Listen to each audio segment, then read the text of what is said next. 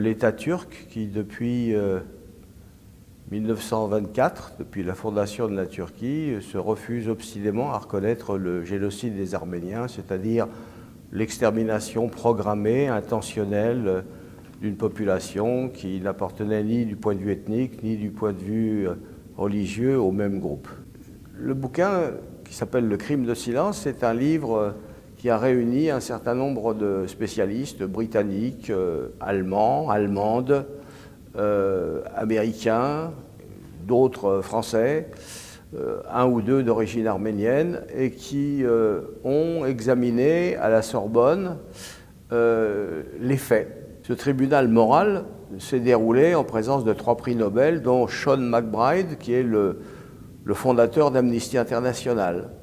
Donc c'était quelque chose de solide, de sérieux, et ils ont dit oui, effectivement, il y a eu génocide. Ce n'est pas parce que ça n'a pas été reconnu que ça n'existe pas, d'autant plus qu'en réalité, une cour ottomane a reconnu les faits en 1919.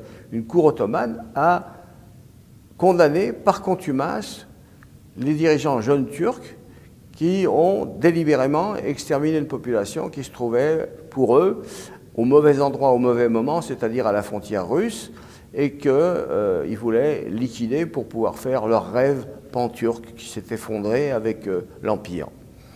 Donc le président de la République de l'époque, M. François Mitterrand, a reçu les 3 prix Nobel. La France a d'ailleurs reconnu les faits. Après ça, il y a eu un Conseil de l'Europe qui, effectivement, a reconnu également le génocide des Arméniens et a même proposé à la Turquie de le reconnaître en disant que la reconnaissance n'appliquait rien d'autre que la reconnaissance, c'est-à-dire on ne parlait pas de réparation, etc.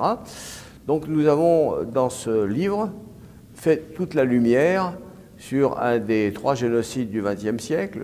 À l'époque, il n'y en avait d'ailleurs que 2, le génocide des Juifs, en 41-45, et le génocide des Arméniens, qui ne s'appelait pas génocide puisque le mot a été inventé en 43-44 par Lemkin, mais qui était exactement la liquidation intentionnelle de l'ensemble d'un groupe, et ça de façon massive.